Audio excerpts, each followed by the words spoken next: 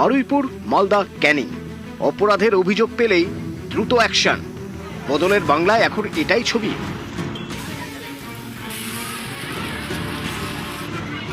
দক্ষিণ 24 পরগনার বারুইপুর। রবিবার এখানে নৃশংস একটি ঘটনা ঘটে যায়। 12 বছরের একটি মেয়েকে যৌন নির্যাতন এবং খুনের অভিযোগ ওঠে। এলাকারই পুকুর থেকে উদ্ধার হয় দেহ।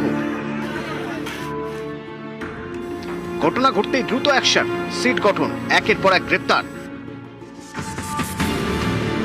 সিসি ক্যামেরার ফুটেজ হাতে পায় পুলিশ। সেখানে দেখা যায় এক ব্যক্তির সঙ্গে হেঁটে যাচ্ছে নাবালিকা। এই ফুটেজের সূত্র ধরেই বারুইপুরের মল্লিকপুর থেকে গ্রেপ্তার মূল অভিযুক্ত আনন্দ সর্দার। ওনার বাবা বিচার চেয়েছেন। পরিবারের পক্ষ থেকে 4 জনের বিরুদ্ধে অভিযোগ দেওয়া হয়েছিল। 2 জনকে গ্রেপ্তার করা হয়েছে, 3 জনকে ডিটেইন করা হয়েছে, যাদের সঙ্গে পলাতক 2 আসামির ফোনে কথোপকথন পেয়েছে পুলিশ। ওনার পরিবার যা যা চেয়েছেন সরকারের কাছে, সেই কাজ সরকার করছে। ক্যাপিটাল পানিশমেন্ট দেব, ওর বাবা যা যা চেয়েছে সব করবে মুখ্যমন্ত্রী। সাথে সাথেই ফোনে কথা বলেছি। তো আমি খুশি যে ওনারা আমার আস্থা রেখেছেন।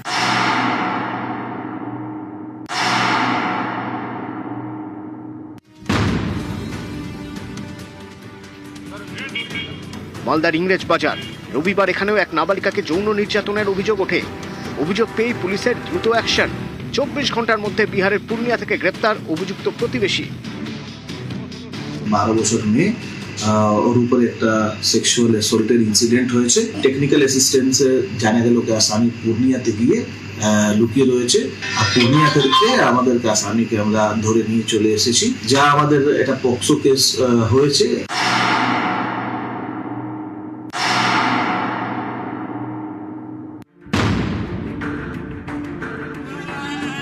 দক্ষিণ 24 পরগনার ক্যানিং। রবিবার রাতে টিউশন পড়ে বাড়ি ফিরছিল ক্লাস 8-এর ছাত্রী।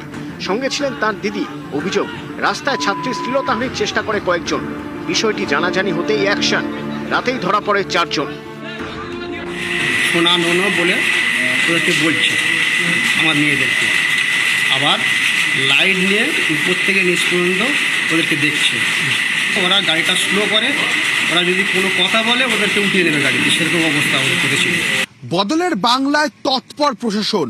সে মালদা হোক, ক্যানিং কিংবা বারুইপুর, যে কোনো ধরনের অপরাধমূলক ঘটনা ঘটলেই তার 24 ঘন্টার মধ্যেই নেওয়া হচ্ছে ব্যবস্থা।